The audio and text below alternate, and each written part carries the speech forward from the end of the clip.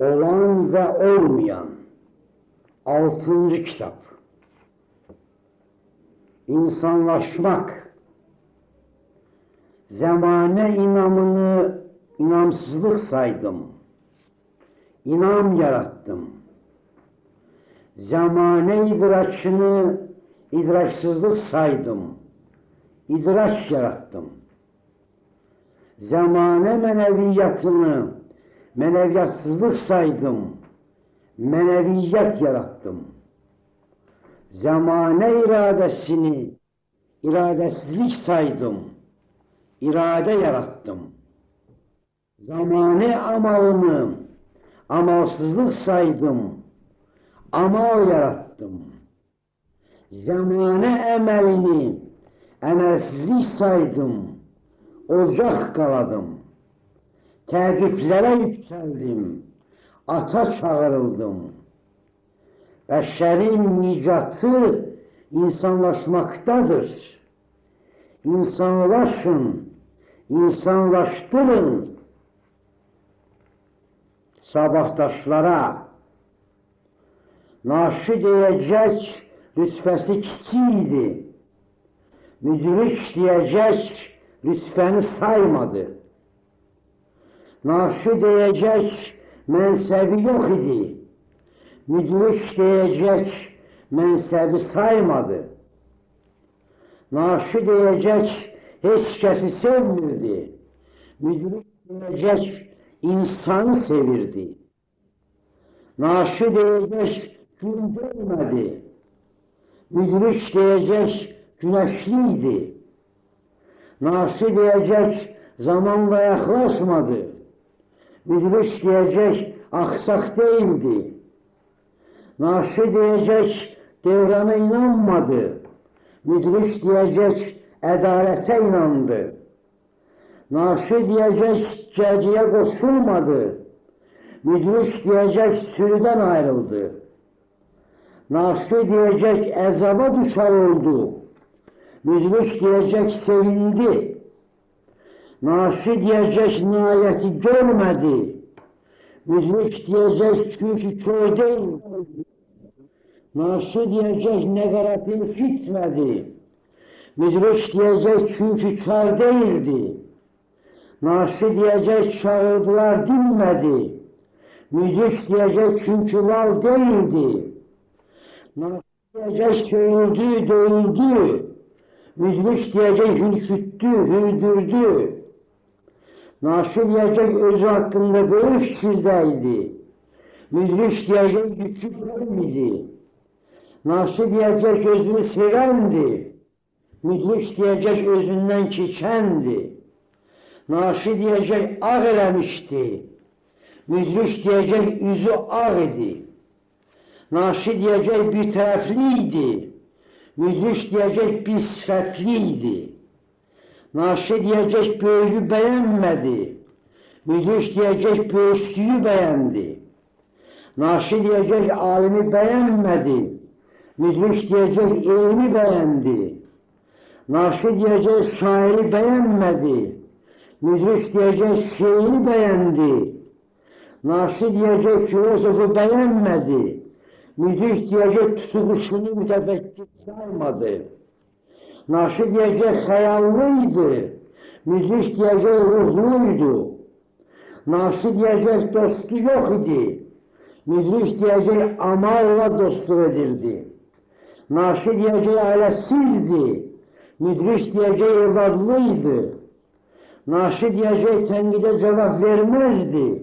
Müdürlük diyecek ataları eşiderdi. Naşı diyecek rəqible dövüşmedi. Müdürlük diyecek rəqibi olmadı. Naşı diyecek qəyyuma var ol demedi.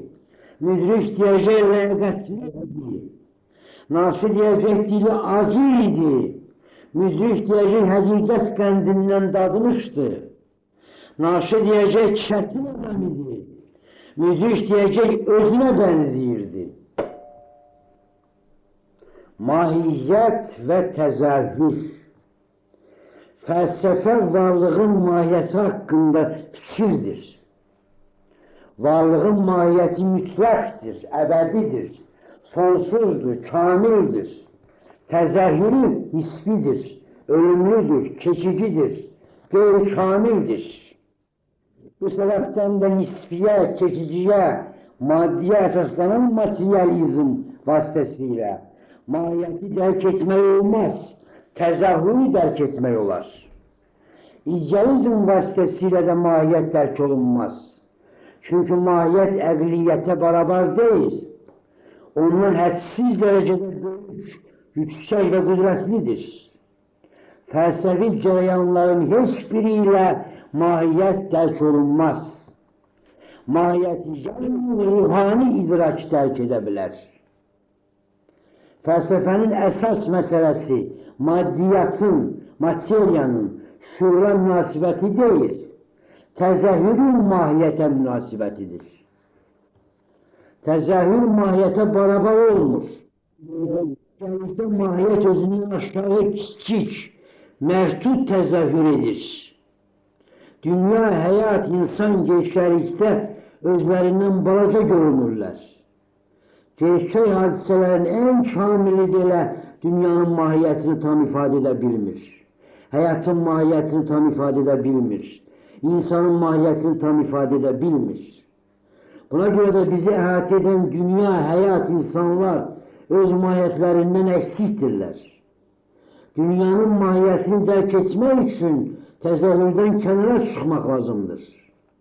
Hayatın mahiyetini derk etmek için tezahürden kenara çıkmak lazımdır. İnsanın mahiyetini derk etmek için tezahürden kenara çıkmak lazımdır. Tezahürle kifayetlenen, tezahüre kapılıp kalan felsefe değil. Bu bakımdan materyalizmi esil manada felsefe saymak olmaz. İdealizm mahiyeti tezahürle yenileştirmir. Ancak onu ekliyetle mevcutlaştırır. Esil felsefi fikir bu cereyanların her ikisinden artıktır, büyüktür, yüksektir. Hemin cereyanlar felsefeye beraber değiller. Mahiyeti derk eden felsefe, mütlaki derk eden felsefe olur. Var olmak, mahiyete beraber olmaktır. Mahiyet geçerlikte tam olmuş. O geçerliğin imkanlarının artıktır. Bu sebepten de olan geçerliyesinde var olmak, var mahiyet hesabında olandır. Yani geçerli olur, ancak olmuş. Mahiyet olmuş, ancak olur. Mahiyet geçerliğe, nisbiye beraber olsaydı, dünya, hayat, beşer tez bir vakte biterdi, kurtarardı, mahvolardı. Mahiyet mütlaka beraberdir. Bu sebepten de bitmir, kurtarmır, mahvolmur. Mahiyet geçerliğe, değil kamile beraber olsaydı, dünya, hayat, beşer naqislikte ilişip kalardı. Mahiyet mütlaka beraberdir. Bu sebepten de dünya, hayat, insan naqislikte ilişip kalmır, kamilliğe can atır. Mahiyet geçerliğe, sonluğa beraber olsaydı, dünya, hayat, beşer sonluda dayanıp kalardı. Mahiyet mütlaka beraberdir. Bu sebepten de dünya, hayat, beşer sonluda dayanıp kalmır, sonsuzluğa can atır. İmkan ve gerçeklik. Gerçeklik imkandan mehduttur. İmkan gerçeklikten geniştir. Dünya, hayat, insan gerçeklikte öz imkanlarına beraber olurlar. Olan her bir şey olabilecekten az olur. Dünya gerçeklikte öz dünyeviliğine hiç vaxt tam çatmır. Hayat gerçeklikte öz hayatiliğine hiç vaxt tam çatmır. İnsan gerçeklikte öz insaniliğine hiç vaxt tam çatmır. Dünya, insan, hayat həmişə gerçəklikdən artı olur. Azadlıq və zəruriyyət. Zəruriyyət həyata gerçəkliyin gözüyle baxmaqdır. Azadlıq həyata mahiyyətin gözüyle baxmaqdır. Bu səbəbdən də zəruriyyət imkansızlıqdır. Azadlıq zəruriyyəti rədd etməklə imkansızlığı rədd edir. Gerçəkliyin məntiqində azadlığa yer yoxdur.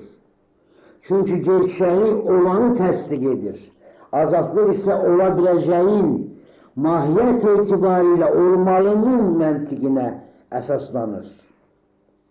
Azadlıq zəruriyyətin ölçüsünü, qənaətini, təsəvvürlərini alt-üst eləyir. Azadlıq gerçəkliyi sarsıdır. Azadlıq dərk olunmuş zəruriyyətdir ki, yanlışdır. Azadlıq rədd olunmuş zəruriyyətdir fikri doğrudur. Azadlıq zəruriyyəti maniyə kimi nəzərə alır. Zəruriyyət azadlığa havadar olmur. Zəruriyyət olmayan yerdə azadlıq olmur iddiası qorxaqların təskinliyidir. Azadlıq qeyri-zəruri hadisə kimi yaranır, zəruriyyətin əleyhinə yaranır. Zəruriyyəti taxtdan salır, zəruriyyətin taxtına yiyələnir. Zəruriyyət azadlığa təslim olur.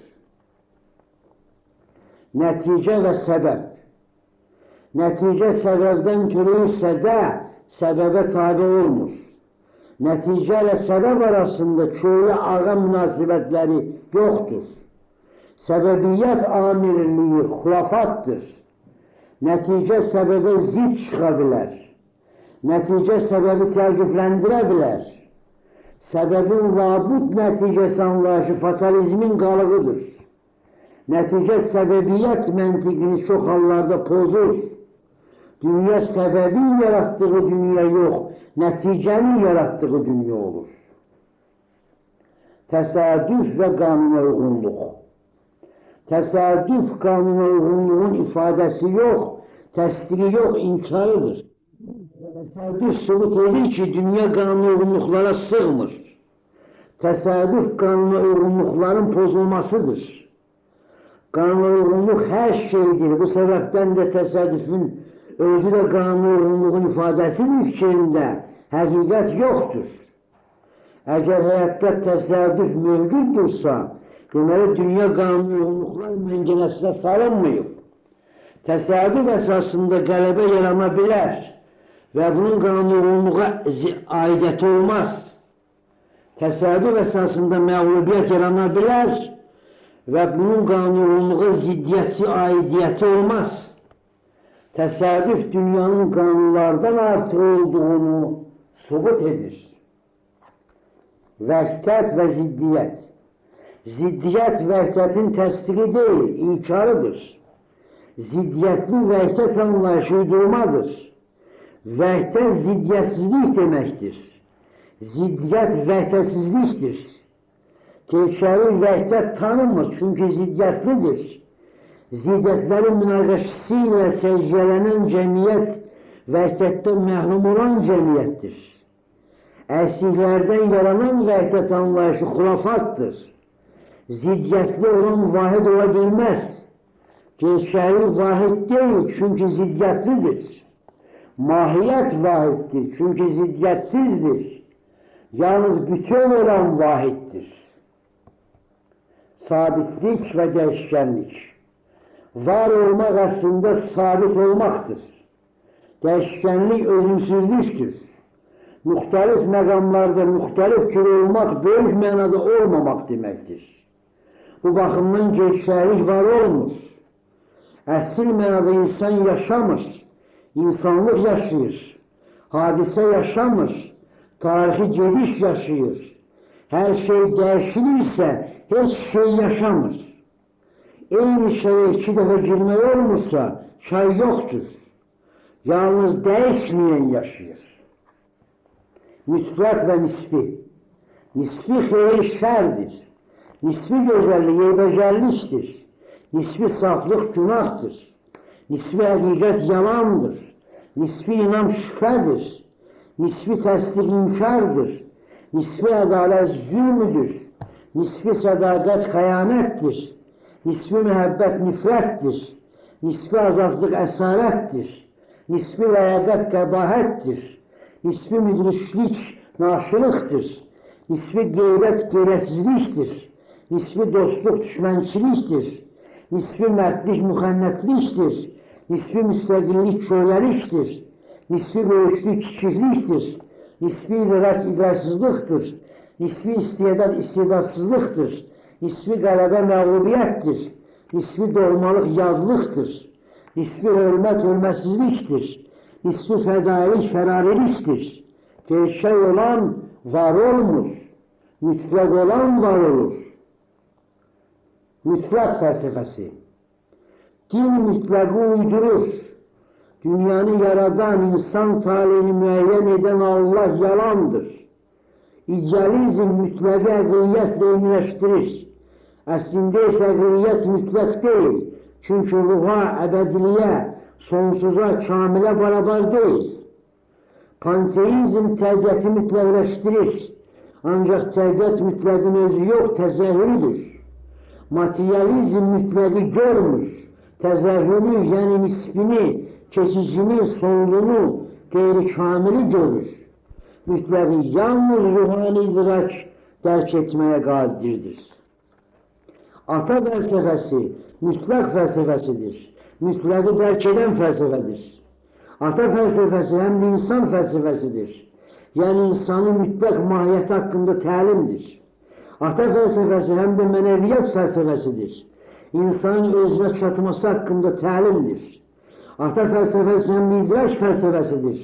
Ruhani idrak haqqında təlimdir. Ata fəlsəfəsi həm də cəmiyyət fəlsəfəsidir. Ruhani dövlət haqqında təlimdir. Ata fəlsəfəsi nə materializmdir, nə də idealizm. O dünyaya ruhun gözü ilə baxmaqdır. Ruh anlayışında xurafat yoxdur. Ruh mütləqin insanda ifadəsidir. Mənəviyyatın yaradıcısıdır. Həqiqətin, ədalətin carcısıdır. Həm də zəkadan yüksək idrak növüdür. Mütləqi, sonsuzu, əbədini, kamili dərk edən qüdrətdir. Din ruhdan öz məqsədi üçün istifadə etməyə çalışır. Ancaq ruh dinin məhsulu deyil. Ruh insanlığın təsdiqidir. Müasir hakim fəlsəfə dini aradan qaldıra bilmir. Çünki mütləqi rədd edir. Bu səbəbdən də fəlsəfi inam yarada bilmir. Ata fəlsəfəsi dini aradan qaldıra bilər. Çünki mütləqi təsdiq edir. Fəlsəfi inam yaradır. Müasir hakim fəlsəfə mənəvi şəxsiyyət yarada bilmir. Çünki insanı maddiyyata pərçimləyir. Ata fəlsəfəsi mənəvi şəxsiyyət yaratmağa qadirdir. Çünki insanı ruhani xilqət sayır. Onu mütləq mahiyyətə barabar olmağa çağırır. Müasir hakim fəlsəfəsində həqiqət tanımır. Çünki mütləq tanımır. Ata fəlsəfəsi həqiqət tanıyır. Çünki mütləqlidir. Müasir hakim fəlsəfə insani cəmiyyət yarada bilmir. Çünki maddi tərəqqidə insan itilir. Ata fəlsəfəsi insani cəmiyyət yaratmağa qadirdir. Çünki tərəqqinin mənasını ruhaniliyin təsdiqində görür. Ata fəlsəfəsi idrak tarixindən təcrid deyil, ancaq onu ən çox həyatın tələbi yaratdı. İnamsızlıq əvəzinə inam, insansızlıq əvəzinə insan, mənəviyyətsizlik əvəzinə mənəviyyat, idraksızlıq əvəzinə idrak, ədalətsizlik əvəzinə ədalət tələbi. Ata fəlsəfəsi sözündə inatkar bir niyyətlə yaşayır. Ata fəlsəfəsinin evlatlar fəlsəfəsinə çevrilməsi. İdeya. İdeya gerçəkliyin mütləqə yüksəlməsidir. Buna görə də o gerçəklikdən artıqdır. Xeyr ideyadır, xeyirli gerçəklik. Xeyr xeyirlidən artıqdır. Gözəllik ideyadır, gözəl gerçəklik. Gözəllik gözəldən artıqdır. Ədalət ideyadır, adil gerçəklik. Ədalət adildən artıqdır. İdeya mahiyyətin ifadəsidir. Bu səbəbdən də gerçəklikdən böyükdür. Mahiyyəti gerçəklikdən böyük saymaq, gerçəkliyi özündən böyük saymaqdır. Mahiyyəti gerçəkliyə barabar saymaq, gerçəkliyi özünə barabar saymaqdır. Gerçəklik heç zaman özünə barabar olmur. Özündən kənara çıxır, özündən böyüyə yüksəlir. Gerçelikten başka hiç ne yoktur iddiasında. Gerçelik sildirir. Hayatta hadise de var, ideada. Hadise gerçelikte mevcut olur. İdeya gerçeğin ardıcıl inkişafında. Hayatta hayırlı da var, hayır da. Hayırlı gerçelikte mevcut olur. Hayır gerçeğin ardıcıl inkişafında. Hayatta güzel de var, güzellik de. Güzel gerçelikte mevcut olur. Güzellik gerçeğin ardıcıl inkişafında. Hayatta adil de var, adalet de. Adil gerçelikte mevcut olur. Adalet gerçeğin ebedi inkişafında. Hadise de ideya da var olurlar. Birinci gözle görünür. Öbürü idraçla dərk olunur. İdraç. Gerçeği tanıma. İdraçın birinci mərhələsində insan gerçeği tanıyır. Həmin mərhələdə duyğu hökm sürür. Duyğu vasitəsilə insan gerçeği hiss edir, qavrayır və təsəvvür edir. Gerçeğin qiymətləndirməsi. İdraçın ikinci mərhələsində insan gerçeği qiymətləndirir. Həmin mərhələdə mühakimə hökm sürür. Mühakimə vasitəsilə insan gerçeği təhlil edir. Sintez və konsensiya nəticəsində gerçeği hakkında fikir söylüyor. Gerçeğin mütləqə yüksəldilməsi. İdraçın üçüncü mərhələsində insan gerçeği mütləqə yüksəldir. Həmin mərhələdə ideya hökm sürür. Əbədi, sonsuz və kamil olan dərk olunur. Ruhani idrak, vəz, ilham, etizaz, intuisiya, mütləqə dərklərə xalq.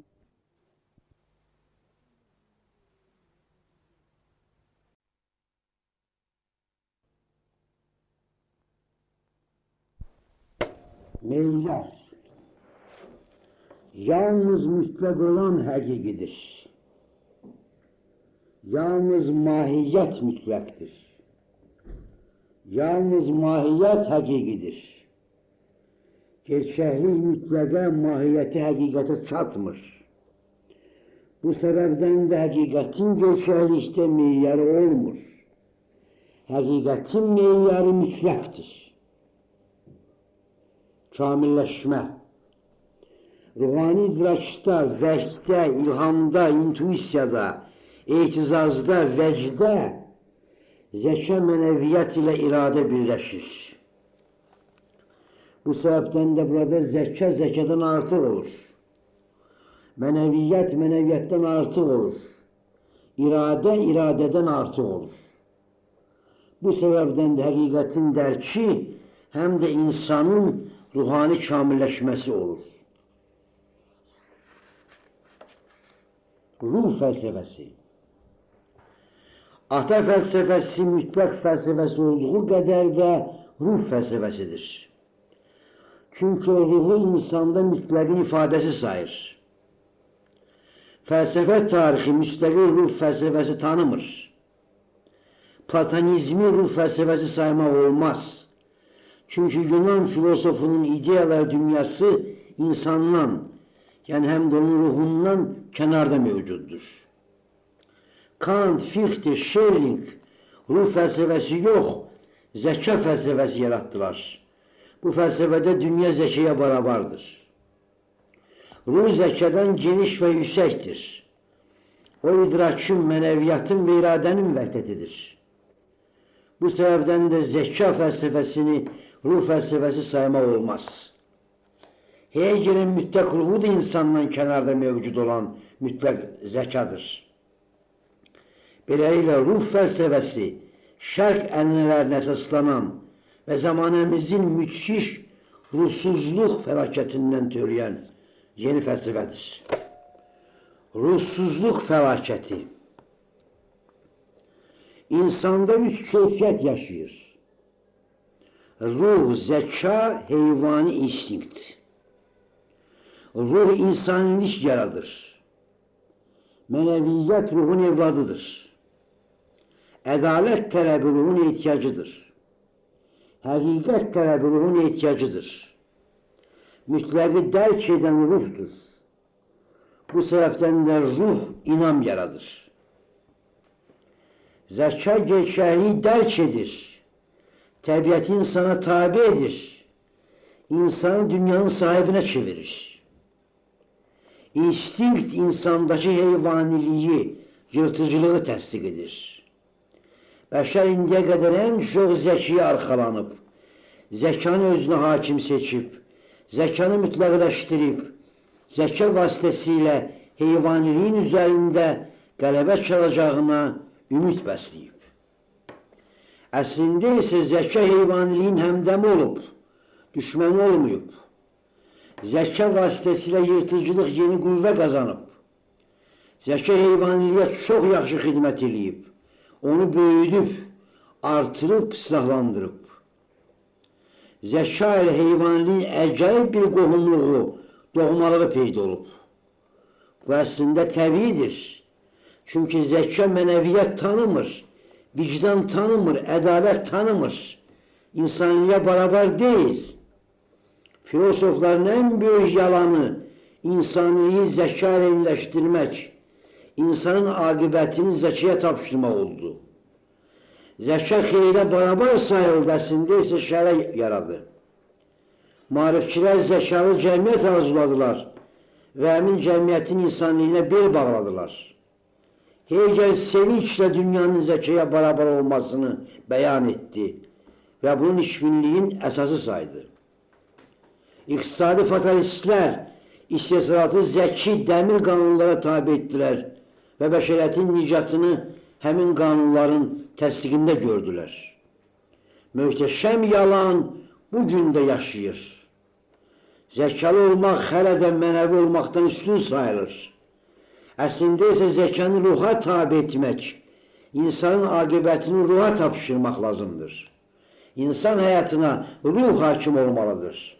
Yalnız belə olduqda zəka ilə heyvaniliyin sazişi pozular. Ruhu xurafatını əlindən alıb, insani tərəqqinin hərəkət verici qüvvəsinə çevirmək lazımdır. Yoxsa zəkalı heyvanilik dünyanı tarumar eləyər. Ruh həyat. Ədalətli həyat yaratmır, ruh yaradır. Xeyri həyat yaratmır, ruh yaradır.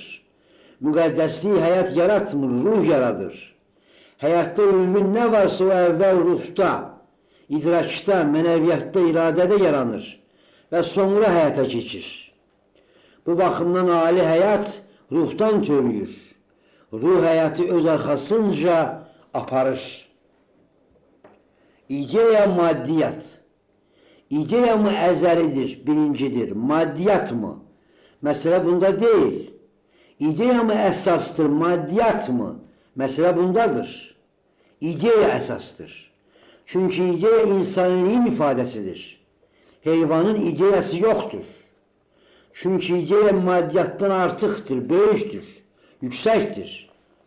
İdeya sonsuzdur, əbədidir, kamildir. Bu səbəbdən də ideya həyatı öz arxasınca aparır. Bu səbəbdən də həyatı həyat eləyən elə ideyadır. Əxlaq həyat. Əxlaq həyata ziddir. Həyatda ədalət qələbə çalmır. Əxlaqda ədalət qələbə çalır. Həyatda həqiqət qələbə çalmır. Əxlaqda həqiqət qələbə çalır. Həyatda insanilik qələbə çalmır. Əxlaqda insanilik qələbə çalır. Həyatda insan nisbiləşir. Əxlaqda insan mütləqləşir. Əxlaq həyatla döyüşür. Həyat üzərində qələbə çalır. Həyatı ali həyata yüksəldir. Həyat yalanı.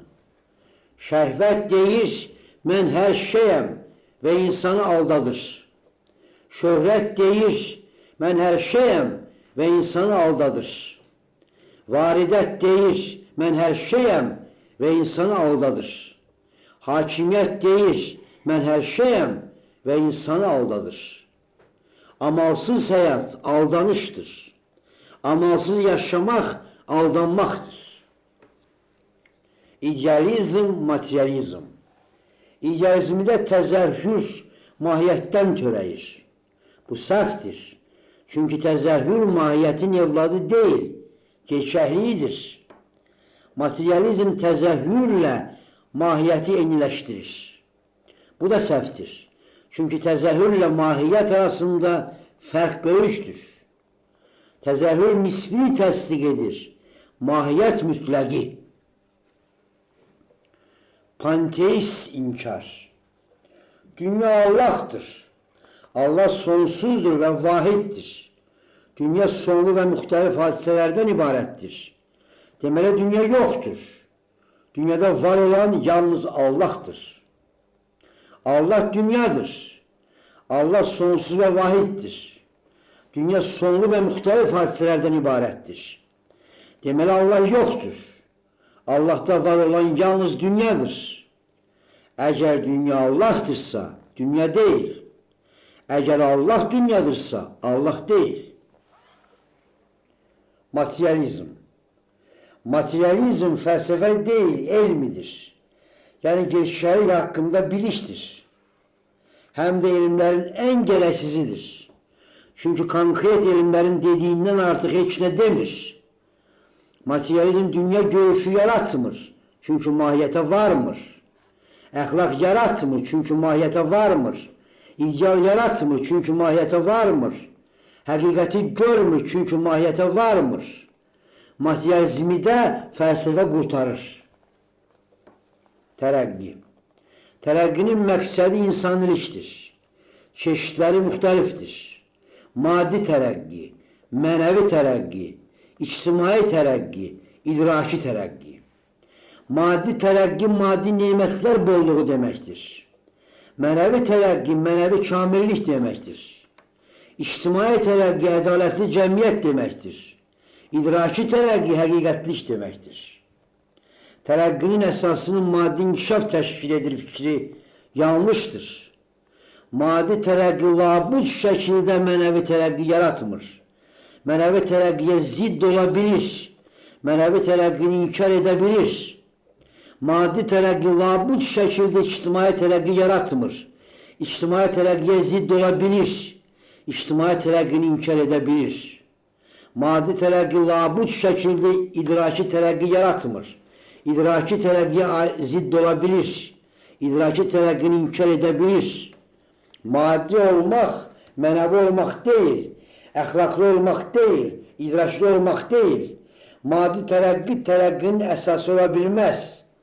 Tərəqqinin əsası ruhanilikdir. Maddiyyət bolluğu ruhaniliyə xidmət edəndə tərəqqi səviyyəsinə yüksəlir. Əks təqdirdə o ruhaniliyə düşmən kəsilir. Mənəvi tərəqqi ruhani əxlaq deməkdir. İctimai tərəqqi ruhani cəmiyyət deməkdir. İdraki tərəqqi ruhani idrak deməkdir. Tərəqqi ruhaniliyin təsdiqi deməkdir. Bəşər bu ali məqsədə çata bilmir. Çünki maddi tərəqqiyə aludə olur. Ondan nicat gözləyir, ona qapanıb qalır. Maddiyyət artır, insaniyyət azalır. Gerçəklik amal. Gerçəklik nisbiliyin təsdiqidir. Amal nisbiliyin inkarıdır. Gerçəklik gecikiliyin təsdiqidir. Amal gerçəkliyin inkarıdır. Gerçəklik qeyri-kamilliyin təsdiqidir. Amal qeyri-kamilliyin inkarıdır. Gerçəklik ölümlünün təsdiqidir. Amal ölümlünün inkarıdır. Bu səbəbdən də amalı seçən gerçəklikdən keçir. Cəmiyyət riyası. Cəmiyyət insanı aldadır. Xeyrə çağırır, şəri qoyur. Sağlığa çağırır, çirkabı qoyur. Doğruya çağırır, əyrini qoyur. Ləyaqətə çağırır, qəbahəti qoyur. Musiyyət çağırır, xəbisliyi qoruyur. Məhəbbətə çağırır, nifrəti qoruyur. Cəmiyyətə inanan aldanır. Gözəllik. Gözəllik mütləqdən xəbər vermirsə heçdir. Gözəllik ruhanilikdən xəbər vermirsə heçdir. Gözəllik xeyirdən xəbər vermirsə heçdir. Gözəllik yalnız gözəllikdirsə heçdir. İstehsalat xurafatı. Xudbinlik varsa dünya pisdir. Yırtıcılıq varsa dünya pisdir. Zulüm varsa dünya pistir. Yalan varsa dünya pistir. Xudbinliği istesrat yaratmır, insan yaradır. Yırtıcılığı istesrat yaratmır, insan yaradır. Zulmü istesrat yaratmır, insan yaradır. Dünyanı değişmek için insan değişmek lazımdır. Xudbinliği istesrat öldürmür, insan öldürür. Yırtıcılığı istesrat öldürmür, insan öldürür. Zulmü istesrat öldürmür, insan öldürür. Yalan istesrat öldürmür, insan öldürür. Dünyanın pisliğine bahis insandır. İstesrat değil. Dünyanın yaşamasına bu sebep insandır. İstesrat değil. İstesrat hurafatı insanı aldadır. İstesrat fatalizmi. İstesrat bazis yaradır. İstesrat uskulum yaradır. İstesrat farmasiya yaradır. İstesrat terakki yaradır. İstesrat esaret yaradır. İstesrat zazatlıq yaradır. İstesrat cəmiyyəti dəyişir. İstesrat insanı dəyişir. İstesrat zəruri hakimdir. İstesrat Allah'tır. İnsan bəndə. İnsanın taleyi istesratın əlindədir. Yazıq insan. Milli məsələnin həlli. Müstəqil olmağa haqqın var. Ancaq müstəqil olma. Çünki bu xəyanətdir. Ayrılmağa hakkın var, ancak ayrılma, çünkü bu xəyanətdir. Milli mədəniyyətin inkişaf elətdir, ancak sabah milli mədəniyyətin olmayacaq. Vahid bəşəri mədəniyyət yaranacaq. Milli dilini qoru, ancak sabah milli dil olmayacaq. Vahid bəşəri dil yaranacaq. Millətlər çiçəklənsin, ancak sabah millət olmayacaq. Vahid bəşəriyyət yaranacaq. Müstəqil olduğun için müstəqil değilsen, çiçəklendiğin için yok olursan. Misilsiz sofistika. Öldürücü məntiq. Xüsusi pistir, ümumi yaxşıdır. Balaca pistir, yekə yaxşıdır. Müxtəlif pistir, vahid yaxşıdır. Təkcə pistir, cəm yaxşıdır. Xüsusi yaşamayacaq, ümumi yaşayacaq. Balaca yaşamayacaq, yekə yaşayacaq. Müxtəlif yaşamayacaq, vahid yaşayacaq. Təkcə yaşamayacaq, cəm yaşayacaq. Yaşayan yaşamayacaq. Proletar hakimiyyəti. Kapitalizmdə izafi dəyəri burjuva mənimsəyir. Fəalə istismar olunur. Sosializmdə izafi dəyəri dövlət mənimsəyir. Fəalə istismar olunur. Kapitalizmdə burjuva fəalə əməyindən bəhrələnir, qazanc əldə edir, varlanır. Sosializmdə dövlət fəalə əməyindən bəhrələnir, qazanc əldə edir, varlanır. Kapitalizmdə istismar vasitələrində fəalə sahib olmur, burjuva sahib olur. Sosializmdə istismar vasitələrində fəalə sahib olmur, dövlət sahib olur. Kapitalizmdə mülkiyyəti yaradan mülkiyyətdən məhrum olur. Mülkiyyət burjuaziyanın əlinə keçir. Sosializmdə mülkiyyəti yaradan mülkiyyətə yiyələnmir, mülkiyyət dövlətin əlinə keçir. Proletariat kapitalizmi devirir, ancaq itirilməli heç nə olmayan bir sinif səviyyəsində qalır. Proletar inqilabı fəalə sinifinin proletarlığını, total məhrumluğunu aradan qaldırmır. Proletariat heç nə itirmədisə də, heç nə də qazanmadı. Kəndli aqibəti. Sosializmdən əvvəlki formasiyalarda kəndli adlanan xüsusi bir sinif var idi. Həmin sinif torpağa istisrat vasitələrinə malik idi. Sosializmdə kəndli bir sinif kimi ləğv olunur. Torpaq istisrat vasitələri dövlətin əlinə keçir. Kəndli proletar vəziyyətinə düşür. Onun itirilməli bir şey qalmır. Kollektiv təsərrüfat dövlət təsərrüfatıdır. Kəndli dövlətə işləyir və zəhmətinin yalnız bir hissəsini mənimsəyir. Kəndli təsərrüfatının gələcək inkişafı formal fərqlərdən qaldıracaq və yeganə, vahid ictimai dövlət mülkiyyəti tam bərqərar olacaq. Ancaq kəndli sinifinin yoxa çıxması və proletarlaşması göz önündədir. Sosializm kapitalizmi görə bilmədiyi işi gördü. Kəndlini bir sinif kimi ləğv etdi, fəhləyə çevirdi. Sosialist sinifləri. Real sosializmdə 3 sinif mövcuddur. Fəhlə sinifi, idarəçilər sinifi, ziyalılar sinifi. Sosializmdə dövlət mülkiyyəti hakimdir. Bu səbəbdən də siniflərin hər üçü mülkiyyətdən məhrumdur. Fəhlə sinifi maddi nimətlər istihsal edir, idarəçilər sinifi cəmiyyəti idarə edir, ziyalı sinifli idarəçilərə xidmət edir. İdarəçilər sinifinin əhatə dairəsi genişdir. Zavod, fabrik rəhbərlərindən, kolxoz sədrlərindən başlamış, rayon, şəhər, respublika, ittifaq çinovniklərinə, partiya, sovet xadimlərinə, müəssisə başçılarına qədər. İdarəçilər maddi nemətlər yaratmır. Maddi nemətlər yaradanları idarə edirlər.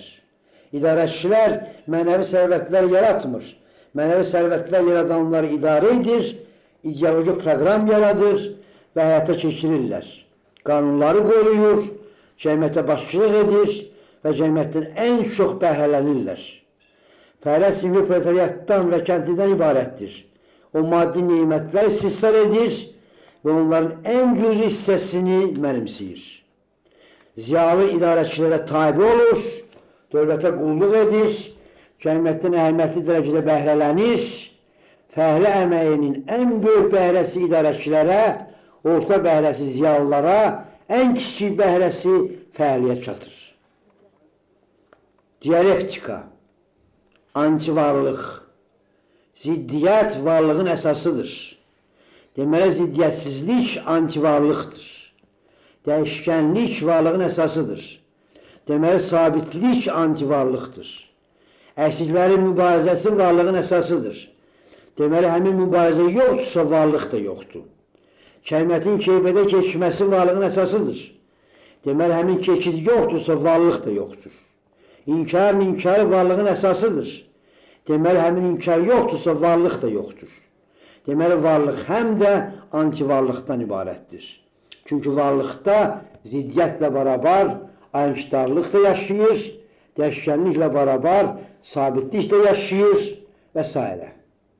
Dialektik yolla antivarlıq təsdiq olunur. Tarixi materializm, sosioloji əsatir, insanın taleyi Allahlardan yox, istehsalatdan asılıdır. İstehsal qüvvələri ilə istehsal münasibətləri arasında münaqişə yarananda insanlar arasında döyüş başlayır. İstehsal qüvvələri ilə istehsal münasibətləri arasında dinçlik yarananda insanlar arasında əminamanlıq bərqərar olur. İnsan elə bilir ki, öz ağlı ilə iş görür. Əslində isə istehsalatın hökmünü icra edir. İnsan elə bilir ki, tarix meydanında at sürür. Əslində isə istehsalat tərəfindən oynadılır. İnqilab baş verir, istehsalatın əməlidir. Ədalət uğrunda vuruşma gedir, istehsalatın əməlidir. Dirşəyiş uğrunda vuruşma gedir, istehsalatın əməlidir. Ruhani uğrunda vuruşma gedir, istehsalatın əməlidir. Həqiqət uğrunda vuruşma gedir, istehsalatın əməlidir. Tarixi materializm peyda olunca insan özünü ağladırdı. İstehsalata aid olanı özünə aid edirdi. İstehsalatdan asılı olduğu halde istehsalatı özündən asılı sayırdı. Sərbəstliyə can atırdı. Tarixin təkərini geri döndərməyə çalışırdı. Unudurdu ki, onun dünəni də, bugünü də, sabahı da istehsalatdan asılıdır. Unudurdu ki, insan eləyən istehsalatdır. Unudurdu ki, özü istehsal qüvvələrin ünsürü kimi istehsalata daxildir. Unudurdu ki, aqibəti istehsalatın əlindədir. Unudurdu ki, nicat istehsalatdadır. Unudurdu ki, istehsalata təhkim olunmuşdur. Elmi kommunizm, elmləşən utopiya, ictimailəşən əmək, ümumiləşən mülkiyyət tələb edir. Bu istehsalatın qanunudur. Həmin qanunu fəlsəfə sinfi, fəhlə sinfi icra edir. Çünki onun müqəddəratı, nicatı ümumiləşən mülkiyyətdən asılıdır. Xüsusi mülkiyyət proletariatın məhvə doğru aparır. Əvvəlkilər kommunizmi cəmiyyətə tətbiq edirdilər. Marksistlər kommunizmi istehsalatın inkişafında gördülər. Buna görə də əvvəlkilər utopik kommunist çağırıldılar. Marksistlər isə elmi kommunist sayıldılar. Fəhlə qisməti. Fəhlə kapitalizmi məhv etdi. Ancaq özünü istismardan qutara bilmədi. İctimai mülkiyyət yarattı. Ancaq özünü istismardan əmtə əqibətindən qutara bilmədi. Proletar dövləti yarattı. Ancaq özünü rəiyyət iqbalından qutara bilmədi. Cəmiyyət dəyişdi. Ancaq fəhlə qisməti dəyişmədi. Marksizm Feyerbaxdan kommunizm çıxartdı. Hegel'dən kommunizm çıxartdı. Adam Smith'dən kommunizm çıxartdı. Utopiyanı elmləşdirdi. Əməliyyat fəlsəfəni materializm ilə eyniləşdirdilər. Sonra dedilər ki, gələcəkdə fəlsəfəyə ihtiyac qalmayacaq. Elm fəlsəfəni əvəz edəcək. Fəlsəfəni elmləşdirdilər və elm vasitəsilə ləğv etməyə çalışdılar. İnsanı fəlsəfəsizlik bəxtiyarlığına səslədilər. Eykam inamsızlığı. Deyirlər ki, cəmiyyətin inkişafı ideyalardan yox, istihsaratdan asılıdır. Bəs ideyaların, idrakin, mənəviliyin, iradəliyin istihsaratı təsiri yoxdurmu? İnsan olsaydı, quldarlıq istismar olardımı? Fiyadar istismar olardımı? Kapital istismar olardımı? Dövlət istismar olardımı? Deyirlər ki, insani münasibətlər iqtisadi münasibətlərdən asılıdır. Bəs iqtisadi münasibətlər insani, iqtisadiyyatın kənar münasibətlərdən asılı deyilmi? İnsan olsaydı, quldarlıq qələbə çalardımı? Feodalizm qələbə çalardımı? Kapitalizm qələbə çalardımı? Dövlət mülkiyyəti qələbə çalardımı? Deyirlər ki, insanın dəyişilməsi son nəticədə istihsaratın dəyişməsindən asılıdır. Bəs istihsaratın dəyişilməsi insanın asılı deyilmi? Fatihlik etirazı olmasaydı quldarlıq yaşardımı? Ağalıq etirazı olmasaydı feodalizm yaşardımı? Dəllallıq etirazı olmasaydı kapitalizm yaşardımı? Müstəqillik etirazı olmasaydı dövlət mülkiyyəti yaşardımı? Fatihlik etirazı quldarlıqdan əvvəl yaranmadımı? Ağalıq etirazı feodalizmdən əvvəl yaranmadımı? Dəllalıq etirazı kapitalizmdən əvvəl yaranmadımı? Müstəqillik etirazı mütləqiyyətdən əvvəl yaranmadımı? Deməli, əslində quldarlıq Fatihlik etirazından yarandı. Deməli, əslində feodalizm ağalıq etirazından yarandı.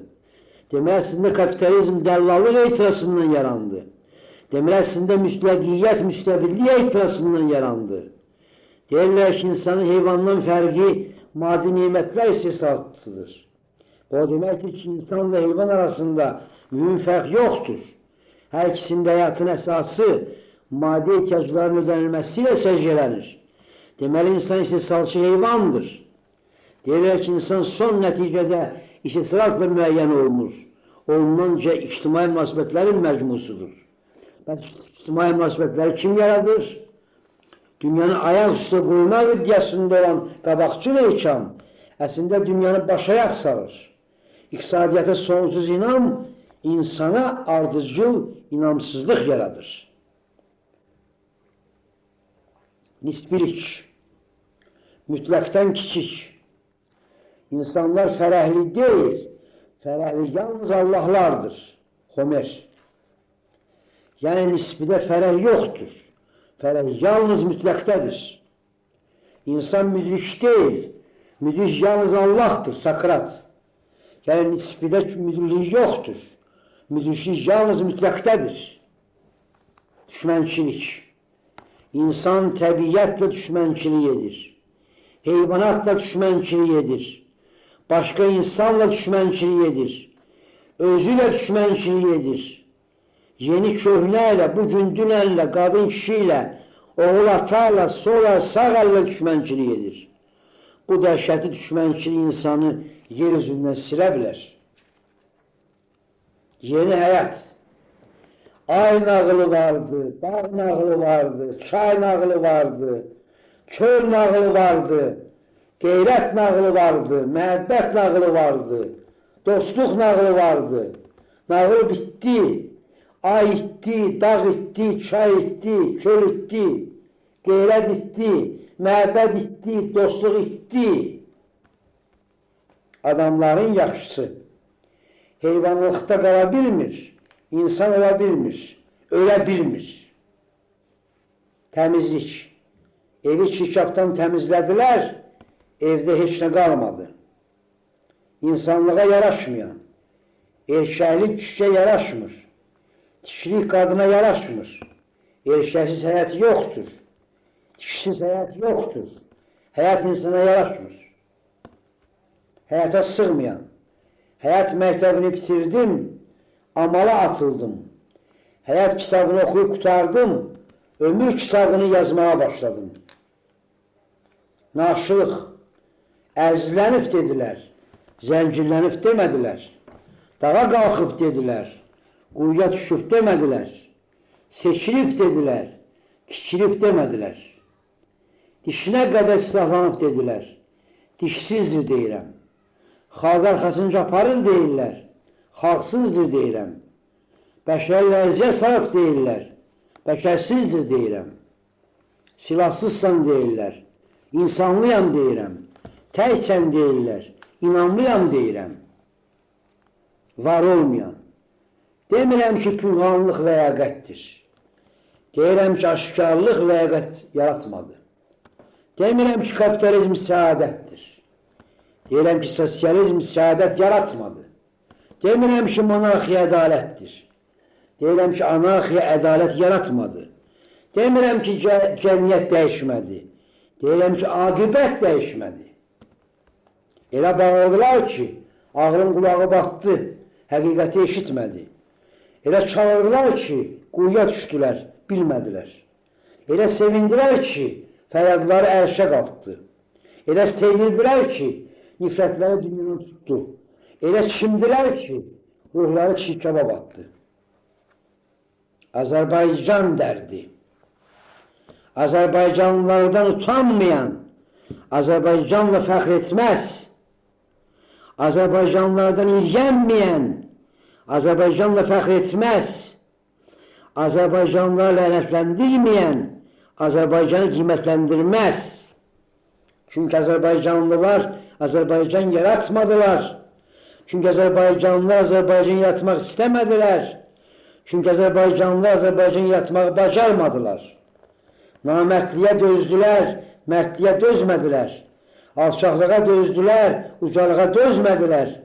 Mütülüyə dözdülər, məğrurluğa dözmədilər. Babəşim var dedilər, özləri yox oldular. Nəsimin var dedilər, özləri yox oldular. Füzulin var dedilər, özləri yox oldular. Çünki hünərdən qaçdılar. Çünki əzabdan qaçdılar. Çünki kədərdən qaçdılar. Süründülər, öyündülər, sürüldülər, sevindilər. Azərbaycanlılardan utanmayan, Azərbaycanlı sayılmaz. Azərbaycanlılardan iyrənməyən, Azərbaycanlı sayılmaz. Azərbaycanlıları lənətləndirməyən, Azərbaycanlı sayılmaz. Əskilirlər, ölmürlər, kiçilirlər, ölmürlər. Çünki yaşamırlar. Yaşamayan ölməz. Azərbaycan Azərbaycanlılara bənzəmədiyi dərəcədə böyükdür. Azərbaycan Azərbaycanlılara bənzəmədiyi dərəcədə yüksəkdir. Azərbaycan Azərbaycanlılara bənzəmədiyi dərəcədə ləyaqətlidir. Azərbaycanı aldatmayan Azərbaycanlıya rast gəlmədim. Azərbaycanı satmayan Azərbaycanlıya rast gəlmədim. Ən böyük yağım həmdəmim, ən böyük oğlum keşişçim, ən böyük xainim yaxınım. Azərbaycanda Azərbaycanlılar təhlükəsi yaranıb. Azərbaycanlıları Azərbaycanlılardan qorumaq gərək. Yenidən şumlamaq gərək Azərbaycanı. Yenidən tumlamaq gərək Azərbaycanı. İnsan becərmək gərək Azərbaycanda. Azərbaycanlardan xilas etmək gərək Azərbaycanı. Babələşdirmək, nəsimləşdirmək, füzuləşdirmək. İdeal, inanlı insan, idrakçı insan, əxlaqlı insan, torpaqlı kəndli, fabrikli fəhlə, azad şəxsiyyət, müstəqil vətən, ləyaqətli şərq, ləyaqətli bəşər, ruhani cəmiyyət. Siyasət yalanı.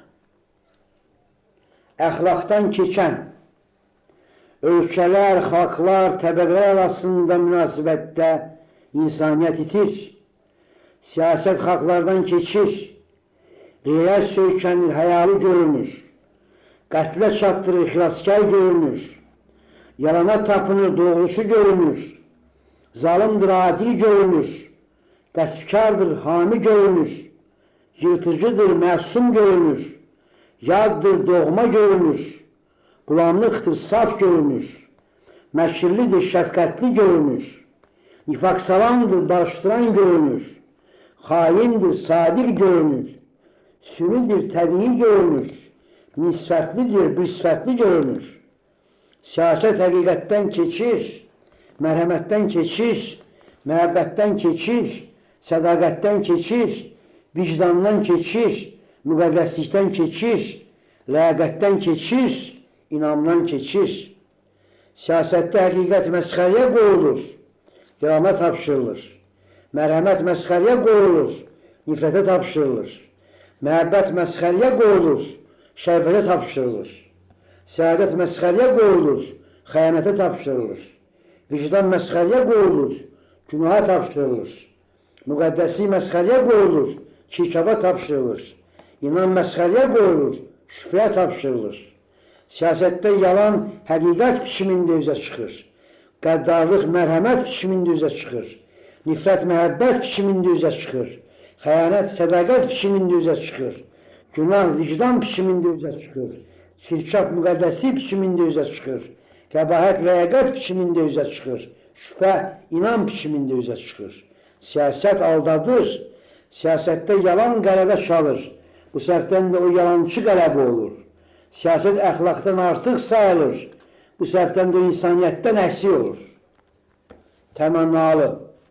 Siyasətdə dövlət dövlətdən, ölkə ölkədən, təbəqə təbəqədən qazanc arayır. Ancaq özünü təmənnasız göstərməyə çalışır. Təmənnasız köməkdən danışırlar, ancaq qazanc ələ gətirirlər. Bəşəriyyətin səadətin naminə bir dövlət digər dövləti, bir ölkə digər ölkəni, bir təbəqə digər təbəqəni öz mənəfi vasitəsinə çevirir. Lakin həmin dövlətin, həmin ölkənin, həmin təbəqənin havadarı kimi görünmək istəyir. Hansı kiçik bir xalqısa, hansı böyük bir yırtıcınsa pəncəsindən qurtarırlar, hansı gerilik və şirik, ətalət nişanəsi olan bir ölkənisə tərəqqiyə calayırlar, hansı məzlum bir təbəqənisə zülm işgəncəsindən qurtarırlar, insansevərlik naminə az qala özlərindən keçirlər, fədakarlıq nümunəsi göstərirlər, təmənnasızlıq zirvəsinə yüksəlirlər. Balaca xalq, məzlum təbəqə müstəqillik əlaməti göstərəndə həmin xalqın təbəqənin bəxtiyarlığı üçün təmənnasız şəkildə fəlakəti sərbəstliyə son qoyulur və balaca xalq, məzlum təbəqə bu müqəddəs əmələ öz minnətdarlığını bildirməli olur. Bəşəriyyətə yeganə düzgün yol göstərən ideologiya, ehkam, cərəyan, təriqət və s. naminə bir ölkə, dövlət, təbəqə, başqa ölkələri, dövlətləri, təbəqələri öz ətrafında sıx birləşdirir və bununla da onlara misilsiz xidmət göstərir. Həmin birlikdən ayrılmağa çalışan nankörləri onların öz xeyrinə cəzalandırır. Güclü rəqibi məhv etmək üçün onun himayəsində olan gücsüz milləti rəqibə qarşı çevirir və sonralar ilanın ağzından xilas etmək təmənnasızlığını onun başına çırpırlar. Xalqı, ölkəni, təbəqəni zəbt etmək üçün həqiqət, ədalət, hürriyyət elanından yapışır. İllahi amal uğrunda döyüş müqəddəsliyinə söykənirlər. Ölkələrin ərazisini genişləndirirlər, özgə xalqları, dövlətləri yer üzündən silirlər, yaxud doğma yuvalarının didərgini sağırlar və bunu tarixi tərəqqinin labüd tələbi kimi qələmə verirlər. Dünyanı öz aralarında bölürlər, bir-biri ilə savaşırlar, ancaq bu savaşı ictimai tarixi zəruriyyətin ifadəsi kimi qələmə verirlər. Hakimiyyət uğrunda amansız, yırtıcı, əxlaqsız mübarizənin tərəqqi uğrunda döyüş kimi təqdim edirlər. Şöhrətpərəstliyi, riyasətpərəstliyi, insanpərəstlik kimi nümayiş etdirirlər. Özlərinə xidmət edirlər, xalqa xidmət edən bilinirlər. Siyasət təmannanın təmənnasızlıq biçimində ifadəsidir. Bu səbəbdən də hədsiz dərəcədə süni bir hadisədir. Təmənnasızlıqla təmanna bir yerə sığmaz. Xudibin, siyasətdə bir xalq özünü başqa xalq vasitəsilə təsdiq edir. Bir ölkə özünü başqa ölkə vasitəsilə təsdiq edir. Bir təbəqə özünü başqa təbəqə vasitəsilə təsdiq edir. Siyasətdə xudbinlik qələbə çalır. Ancaq o gizlədilir. Bununla da qəbahət artır. Başqa xalq təsdiq olunmur. Əslində təslim olur. Ancaq təsdiq olundan sayılır. Başqa ölkə təsdiq olunmur. Əslində təslim olur. Ancaq təsdiq olundan sayılır. başqa təbəqə təsdiq olunmur. Əslində təslim olur, ancaq təsdiq olunan sayılır. Siyasətdə ölkələr, xalqlar, təbəqələr arasında əsl dostluq olmur. Çünki dostluqda hər iki tərəf məqsəd sayılmalıdır. Siyasətdə bir tərəfin ləyaqəti, özümlüyü başqası tərəfindən mənimsənilir. Siyasətdə ölkələr, xalqlar, təbəqələr arasında əsl inam olmur. Çünki ləyaqəti mənimsənilən tərəfin ləyaqəti mənimsəyən tərəfə inam olmaz. Siyasətdə ölkələr, xalqlar, təbəqələr arasında əsl birlik olmur. Çünki əsl birlik ləyaqət barabarlığı tələb edir. Bu səbəbdən də siyasət labüd şəkildə böyük yalan yaradır. Vasitəyə çevrilən xalq, ölkə, təbəqə, özünün məqsədə çevrilən xalq, ölkə, təbəqə kimi qələmə verir. Bunun düşdüyü vəziyyət tələb edir. O özünü aldatmalı və bu aldanış vasitəsilə özünə qarşı hörməti qorumalıdır. Məqsəd səviyyəli ölkə, xalq, təbəqə, başqa ölkəni, xalqı, təbəqəni vasitə əsarətində saxlamaq üçün həmin yalanı arxalanır. Hər iki tərəf yalanı görür, ancaq onu pərdələməyə çalışır. Dost olmayanların dostluğu yaranır. İnamsızların inamı yaranır. Bir olmayanların birliği yaranır. Hər iki tərəfdə xudbinlik hökmü sürür. Məqsəd tərəf özündən başqa heç kəsi görmür. Çünki o bir tərəf ona xidmət edir, onun üçün mövcud olur. Vasitə tərəfdəsində özündən başqa heç kəsi görmür. Çünki özünü vasitəlikdə hifz etməyə çalışır. Bu səbəbdən də hər iki tərəfin bir-birinə müthiş yadlığı törüyür. Fəqət həmin yadlıq gizlədilir və bununla da amansız bir gücə çevrilir. Dəhşətli düşmənçilik yaranır, dəhşətli şübhə yaranır, dəhşətli ayrılıq yaranır. Xudbinlik gizli qalmır, aşkara çıxır. Süni sütunlar qırılır, özlüksüz bina uçub tökülür. Ağalıq. Siyasətdə ali irq, böyük xalq, yüksək təbəqə, hakim idrak və hakim din ağalaşır. İrqi ağalıqda bir irq dünyanın sahibi olmaq istəyir. Başqa irqlərin aqibətini öz iradəsinə tabi edir. Milli ağalıqda bir millət dünyanın sahibi olmaq istəyir. Başqa millətlərin aqibətini öz iradəsinə tabi edir. İctimai ağalıqda bir təbəqə dünyanın sahibi olmaq istəyir. Başqa təbəqələrin aqibətini öz iradəsinə tabi edir. İdraki ağalıqda bir ideologiya dünyanın sahibi olmaq istəyir. Bəşərin aqibətini öz iradəsinə tabi edir. Mənəvi ağalıqda bir din dünyanın sahibi olmaq istəyir. Bəşərin aqibətini öz iradəsinə tabi edir. Siyasət ən bariz ağalığı belə pərdələməyə cəhd göstərir. O irqi ağalıqdan danışmır, irqi üstünlüklərdən danışır və bununla da irqlərə hakim olur. O milli ağalıqdan danışmır, milli məhəbbətdən, səxavətdən, həmdəmlikdən, həmrəlikdən danışır və bununla da millətlərə hakim olur. O təbəqə ağalığından danışmır, təbəqə məziyyətindən, qüdrətindən, fərasətindən danışır və böylə də təbəqələrə hakim olur. O idraki ağalıqdan danışmır, idraki ləyaqətdən, həqiqətdən, qabiliyyətdən danışır və böylə də ağıllara hakim olur. O mənəvi ağalıqdan danışmır, mənəvi yüksəlikdən, saflıqdan, qeyrətdən danışır və belə də mənəviyyətə hakim olur. Siyasət qılınca yaratanda belə, ölkəyə tarımar qoyanda belə, qan dənizi yaradanda belə, insanpərvərlikdən, vicdanpərvərlikdən danışır. Siyasətdə ağalıq sözü çox az işlənir, ancaq siyasət anlayışı ən çox ağalıq sözü ilə həmahəngdir. Siyasət ağa demir, dayaq deyir, qardaş deyir, mütəfiq deyir, müəllim deyir, hami deyir. İxçi deyir ki, mənim dünya hakim olmasam, dünya dağılar. Hakim millət deyir ki, mənsiz dünya yox olar. Dünyanın mənəfi üçün mən dünya sahib olmalıyam. Hakim təbəqə deyir ki, mənsiz dünya səfarətə qərq olar. Dünyanın xatirinə dünyaya mən sahib olmalıyam. Eşam deyir ki, məndən kənarda həqiqət yoxdur. Dünyanın xeyri üçün mən ona sahib olmalıyam. Din deyir ki, məndən kənarda mənəviyyat, insaniyyət yoxdur. Bu səbəbdən də mən dünya sahibi olmalıyam. Siyasət ağalıq niyyətini gizlətməyə çalışır.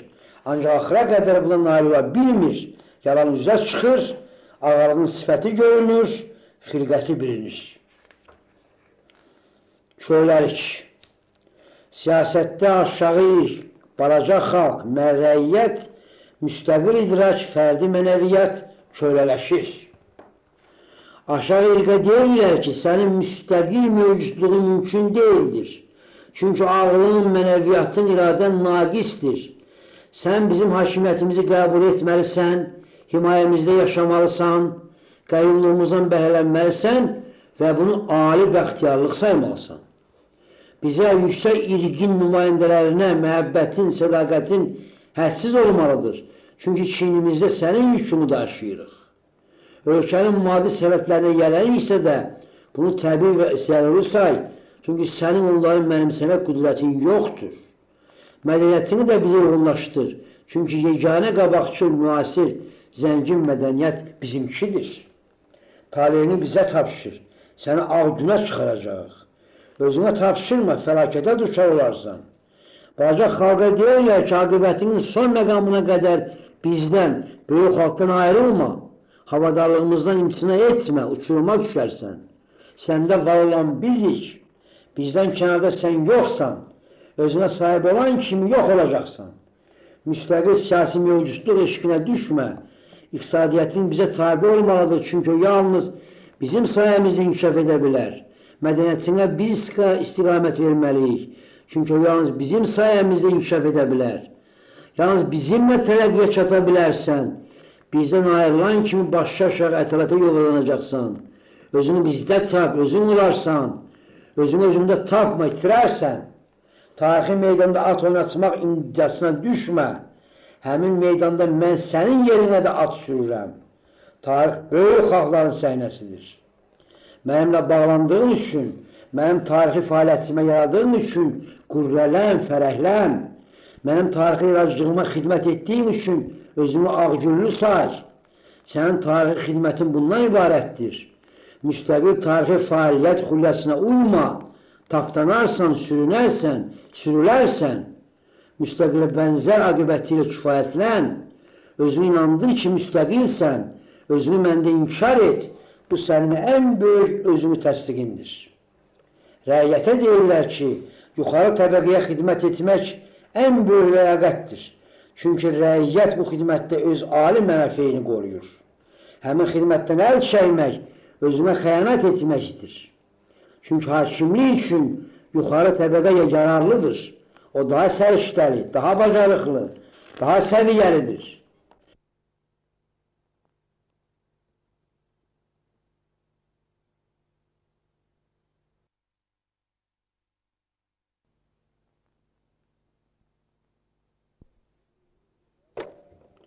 Rəiyyətin özünü hakimlik eləməsi fəlakət törədərdi. Bu səbəbdən də xidmət, tabiçilik aqibətindən kənara çıxmaq rəiyyəti qırma sürükləyir. Özünə sahib olan rəiyyət özünü itirir. Təbii aqibətlə barışmaq zəruridir. Yuxarı təbəqəyə itham bəsləmək mərifət əlamətidir. Yuxarı təbəqə sənin hakimindir, çünki o səndən yaxşı təsdiq edir. Müstəqilliyini itirirsən, ancaq əsarətdən faydalanırsan. Azad idraka deyirlər ki, sən naşıq, günahkar və miskinsən. İnsanı yolundan çıxaransan, özünün əl çəkməli, hikama tapınmalısan, onun hakimini qəbul etməlisən. Müstəqilliyini itirən kimi həqiqət tapacaqsan. Azadlığın əsarətindir. Özünün ayrılmağın özünə çatmağındır. Fərdi mənəviyyata deyirlər ki, ümumi hakim mənəviyyatdan başqa mənəviyyat yoxdur. Hamının qəbul etdiyi qanunlara baş əymələ tabi olmalısan. Özünə məxsus olan heç kəsə məxsus olmur. Hamıdan fərqlənən özünə bənzəmir. Fərdiyyət əslində mənəvi məhrumiyyətdir. Bu məhrumiyyətdən xilas olmaq ruhani bəxtiyarlıqdır. Siyasət təsir edir, təzyiq göstərir, zoru alatır, kölələşdirir. Ancaq köləliyi əbədiləşdirə bilmir. Fatihlik. Siyasət dünyanı fəth edəndə belə fədakar görünməyə çalışır. Siyasət fatihlikdən danışmır, fatihlik edir. Fatih yardımı yaranır, fatih xeyirxahlığı yaranır. Fatih sədəqəsi yaranır. Fatih olma səadəti yaranır. Fatihlik çağırılır, dəvət olunur, bəslənir.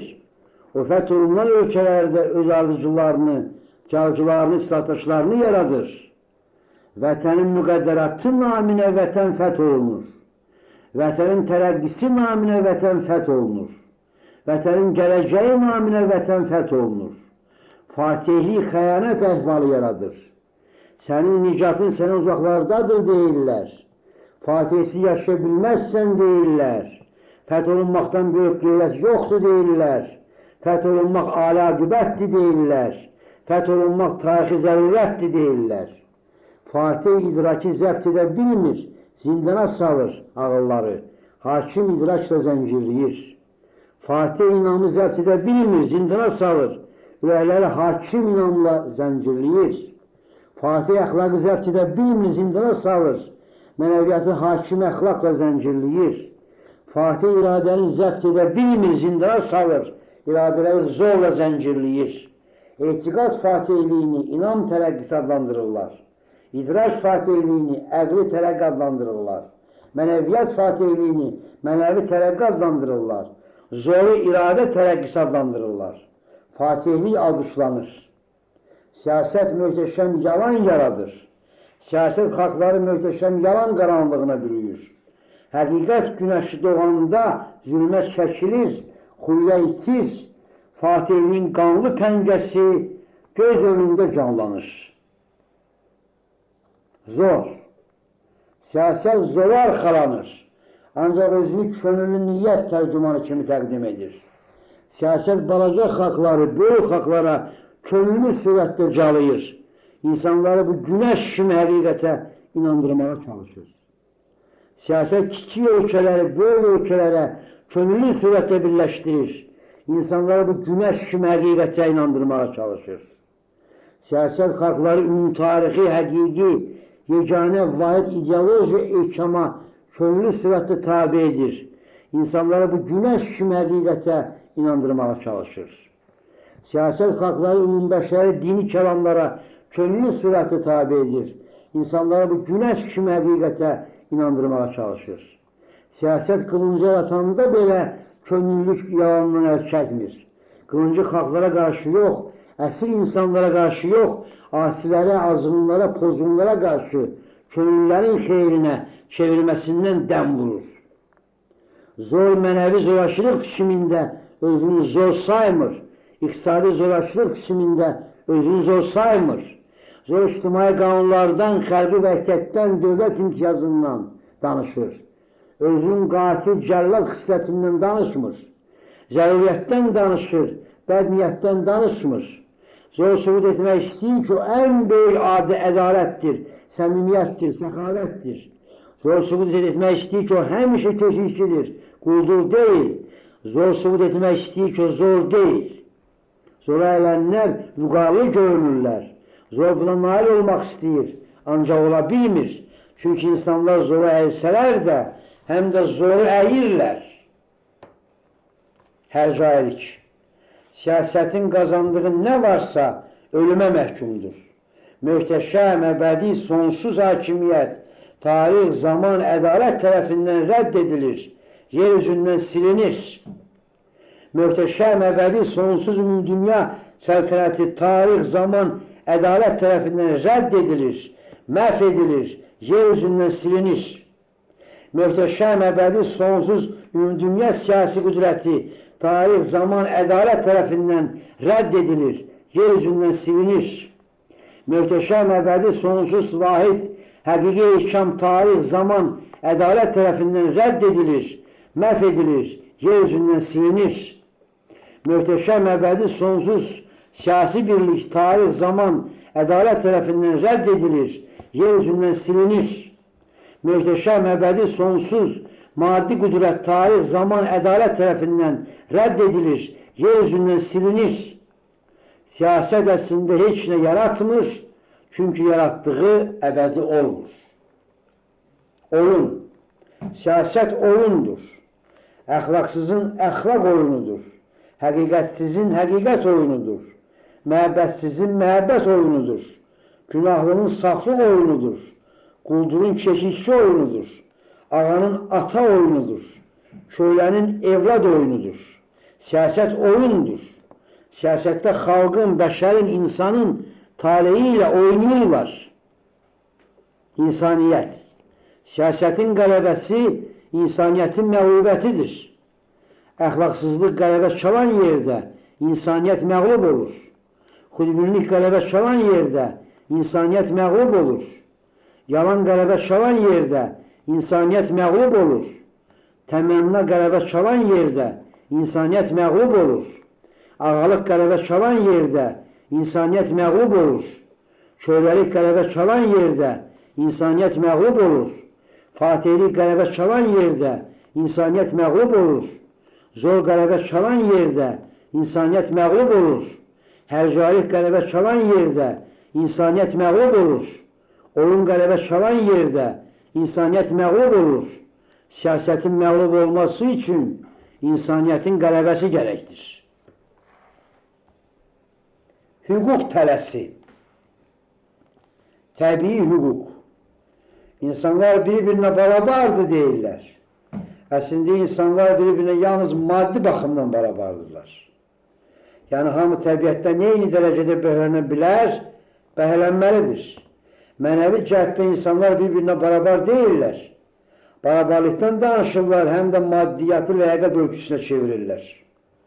Maddi imtiyaz cəmiyyətdə labud şəkildə ictimai imtiyaz yaradır. Maddiyyatdan ən çox bəhrələnən cəmiyyətdə ən çox dəyərlənir.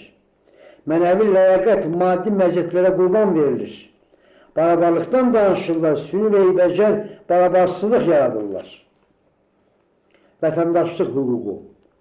Mülkiyyət toxunulmazdır deyirlər. Mülkiyyəti əməkçinin əlindən alıb dövlətə verirlər. Mülkiyyət hamılaşır, yəni əslində hamı mülkiyyətdən məhrum olur. Mülkiyyətsizlərə mülkiyyət toxunulmazlığı hüququ verilir. Mülkiyyəti geri qaytarmaq cinayət sayılır.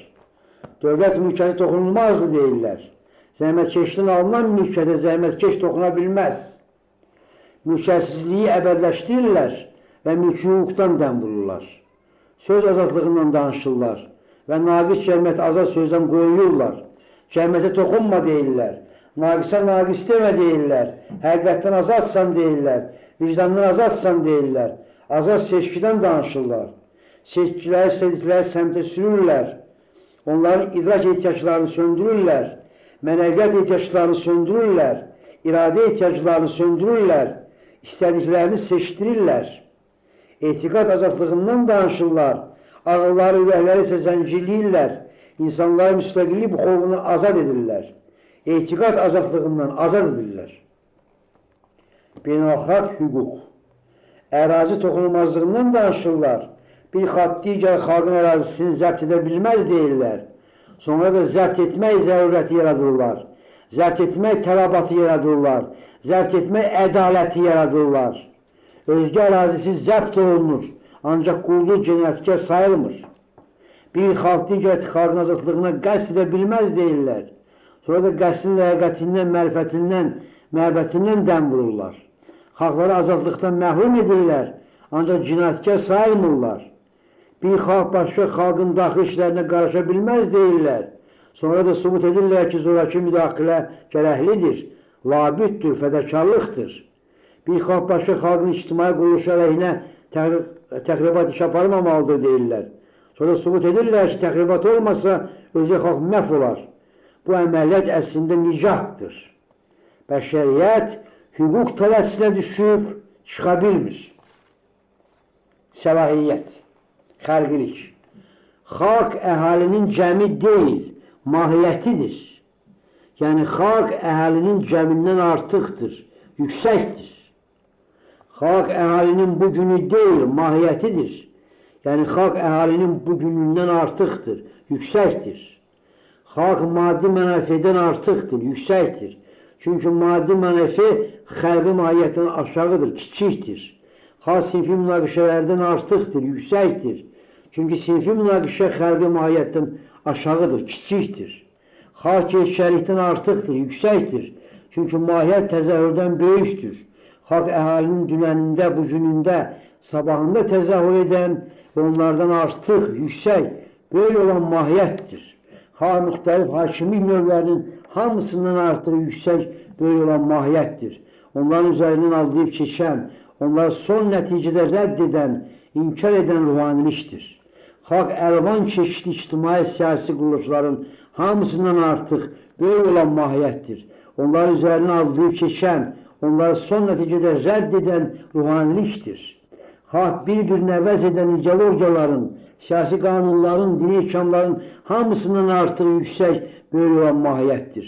Onların üzərindən aldıyıb keçən, onları rədd edən, inkar edən ruhanilikdir. Xalq mahiyyətdir.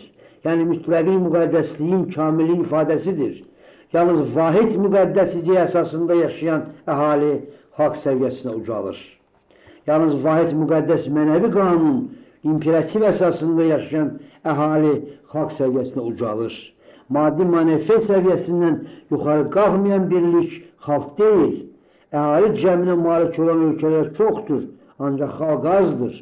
Əhali xalqda öz mahiyyətini tapır, xalq əhalide təzəhür edir. Heç bir təbəqədə o özünü tam bürüzə vermir. Heç bir təbəqədə o özünün bir cəhətini, hər bir təbəqədə o özünün bir cəhətini, bir xüsusiyyətini aşkar çıxarır. Bu səbəbdən də heç bir təbəqə özünü xalq adlandıra bilməz. Xalq əhalinin özündən böyük mənasıdır. Xalq təbəqələr birliyinin həmin birlikdən böyük mənasıdır. Həmin ali mənanın ən ibtidai tələbi ictimai, siyasi müstəqillikdir. Müstəqil olmayan heçə barabardır. Heçlik mahiyyəti ifadə edə bilməz. Ali mənanın yüksək tələbi əhalinin xalq səviyyəsinin yüksəlməsidir. Həmin yüksəliş xalqı tanıma, xalqa qovuşma və xalqlaşma tələb edir. Xalqı tanıma, xalqın müqəddəs mənasına səcdə yaradır. Xalqa aşıqlik ülviyyəti peyda olur. Bütün təbəqələr anlayırlar ki, xalq onlardan böyükdür, yüksəkdir, artıqdır. Kəndli başa düşür ki, xalq ondan böyükdür, yüksəkdir, artıqdır. Fəhlə başa düşür ki, xalq ondan böyükdür, yüksəkdir, artıqdır. Ziyalı başa düşür ki, xalq ondan böyükdür, yüksəkdir, artıqdır. İdarəçi başa düşür ki, xalq ondan böyükdür, yüksəkdir, artıqdır. Əhalinin cəmi başa düşür ki, xalq ondan böyükdür, yüksəkdir, artıqdır.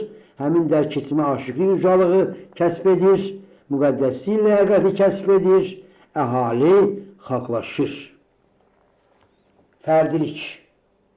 Yalnız tam özü olan özünü xalqda tapa bilər. Yalnız tam azad olan özünü xalqa tam həsr edə bilər.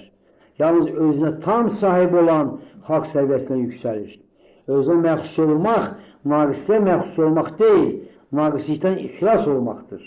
Özünə məxsus olmaq, hərcaliyə məxsus olmaq deyil, hərcalikdən xilas olmaqdır. Özünə məxsus olmaq, şər törətmə azadlığına malik olmaq deyil, xeyir yaratmaq azadlığına malik olmaqdır. Azadlıq əslində xudbinliyin cirolanmasıdır. Xudbinlikdən azad olmayan azad sayılmaz.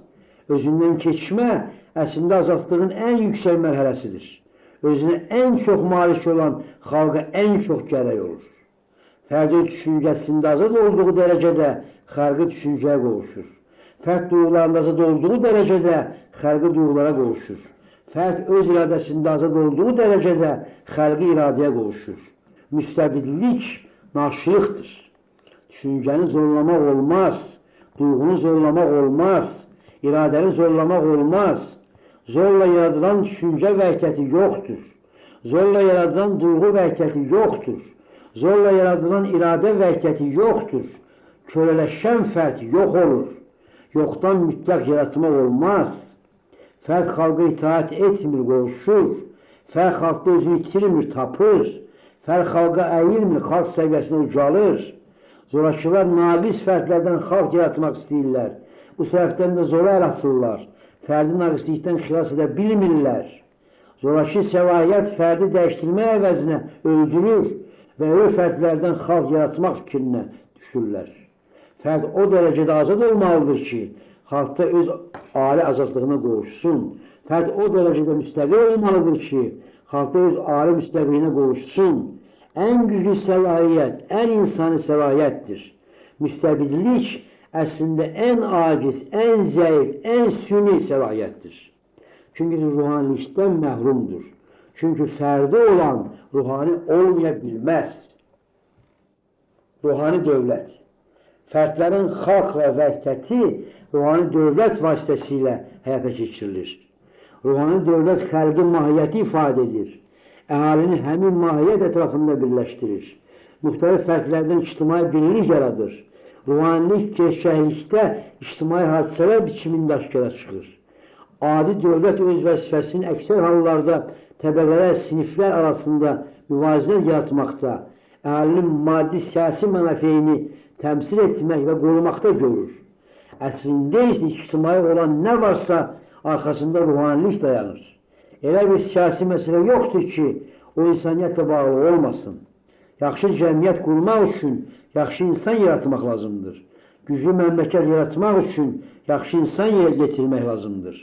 Dünyada yüksək siyasi mövqe qazanmaq üçün yaxşı insan yaratmaq lazımdır. Vətən düşməndən qorumaq üçün yaxşı insan yaratmaq lazımdır. İctimai tərəqqiyə çatmaq üçün yaxşı insan yaratmaq lazımdır.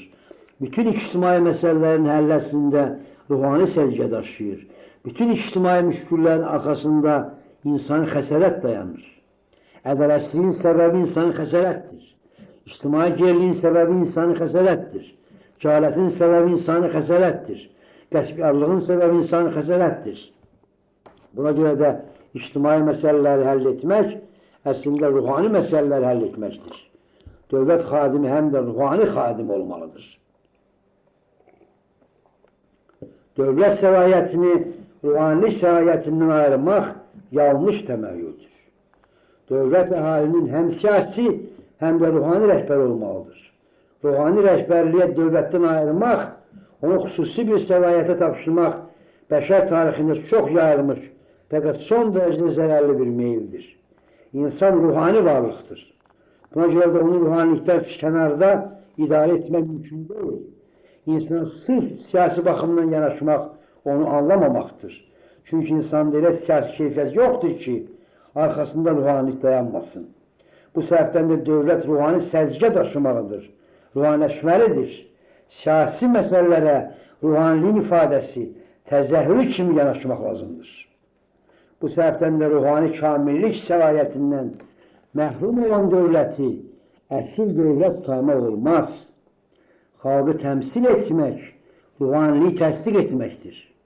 Ruhaniliyi təsdiq etmək üçün vahid, qüdrətli ruhani dövlət gərəkdir. Güclü dövlət ruhani dövlətdir. Kamillik. Əhali dövlət səlahiyyətini bölmür, parçalamır, bütünlüklə əvamiyə həvalə edir. Əhali dövlət səlahiyyətinə ortaq çıxmır, onun bütövlüyünü, ali ləyaqətini qoruyur. Əhali hakimlik iddiasına düşmür, anlayır ki, dövlət səlahiyyəti kütləvliyə ziddir. Xalq hakimiyyəti hadisəsini yetkin əhali bayağı mənada anlamır, seçki nəzarətini, parlament xəlqiliyini ədalətin təntənəsi saymır. Xalq hakimiyyətini o, xəlqi mahiyyətin bütün ifadəsi kimi başa düşür və həmin səlahiyyəti kamilə tapşırır. Çünki bilir ki, ali səlahiyyət bölünəndə, parçalananda kiçilir, bayaqlaşır, yox olur. Bilir ki, çox səlahiyyətlilik əslində xalqsızlıqdır. Bilir ki, hamının bir olması üçün birinin ham üzərində ruhani səlahiyyəti gərəkdir. Bilir ki, məsuliyyət paylandıqca azalır. Bilir ki, səlahiyyət xüsusi insanın keyfiyyət tələb edir və həmin keyfiyyətdən məhrum olanların idarəçiliyi fəlakətdir. Bilir ki, onu özündən yaxşı getirdiyi ali ləyaqət ifadə edə bilər. Bilir ki, ali timsal yaratmayan xalq deyil. Bilir ki, əhalinin xəlqi mahiyyəti timsal getirməyi ruhani vəzifə sayır. Bilir ki, sinfi hakimiyyət əslində şəxsi ağalığın təsdiqindən başqa bir şey deyil. Bilir ki, monarxiya əslində dövlət sərhədsizliyi deməkdir. Çünki monarx əksər hallarda xalqı ifadə etmir, öz xüdbün iradəsini ifadə edir. Bilir ki, ruhani qanunlar əsasında yaşayan timsal xəlqi iradəni ifadə edir. Bilir ki, mütləq səlahiyyətə malik olan kamil imtiyazsızlıq və ləyaqətinə sadiqdir. Bilir ki, əhali yükünü daşımağa güclü çiyin lazımdır. Bilir ki, xəlqi səlahiyyət kamilindir. bəşərlik. Deyirlər ki, möhkəm xalq özünü bəşərə qarşı qoyan xalq olur. Deyirlər ki, bir xalqın yüksəlməsi başqa xalqların alçalması bahasına başa gəlir. Deyirlər ki, xalqın mənəfi bəşəri mənəfi uyğun gəlmir. Çünki o düşmən sayılan insanların əzab-ı işgəncəsi ölümü hesabına qazanılır. Bu səbəbdən də deyirlər ki, xalqın yüksəliş bəşərə tənəzzül deməkdir. Xalqın dərdinə qalan, güya bəşərin dərdinə qalmır. Buna görə xalqların vahid bəşər içərisində əriməsi, itməsi labut və ədalətli hadisədir. Müxtəlif xalqlar əvəzində yeganə bəşər, davanın, dalaşın, qadanın kəsilməsi, sərhədlərin aradan qaldırılması, bəşəri vəhdət. Bunu arzuyurlar. Əslində isə bu niyyətin həyata keçməsi, bəşərin ruhani müfizləşməsi və məhvi olardı. Çünki bəşər ona görə xalqlara ayrıldı ki, sülh səviyyəsində qala bilmədi, buna onun ruhani ləyaqəti yol vermədi. Xalqların yaranması həm mənəviyyatın, həm də yaradıcı idrakın əvəzsiz qələbəsi idi. Xalqları yenidən sürüyə qaytarmaq, onların ləyaqətini tapdıramaqdır. Xalqlar arasında münaqişələr mövcuddur. Bu münaqişələrdə insanın naqisi bariz şəkildə aşkara çıxır. Müharibə dəhşətində çox yırtıcılıq qələbə çalır. Fəqət bu fəlakətlərin heç biri bəşərin yenidən sürüləşməsi dəhşətindən artıq deyil. Sürüləşən, aradan çıxan, məhv olan xalqlar faciəsi, bir-birlə döyüşən, bir-birini yer üzündən silməyə çalışan ölkələr faciəsindən kiçik deyil. Güclü xalq, gücsüz xalqın üzərində hakim olmalıdır. Həyat döyüşündə qəddar və amansız olan qalibkar iddiası və xalqların vahid bəşərdə itməsi nəzəriyyəsi bir nöqtədə birləşirlər. Hər ikisində insanın özü üzərində qələbəsinə inam yoxdur. Xalqların bəşərləşməsi, bəşərin ölməsi deməkdir. Çünki xalq bəşəriyyətin yeganə bəşərin mövcudluğudur. Kainatdan fərqli. Kainat mütləqə barabar ola bilməz. Çünki o maddidir. İnsan mütləqə barabar ola bilər. Çünki o ruhanidir. Olan və olmayan kitabının sonu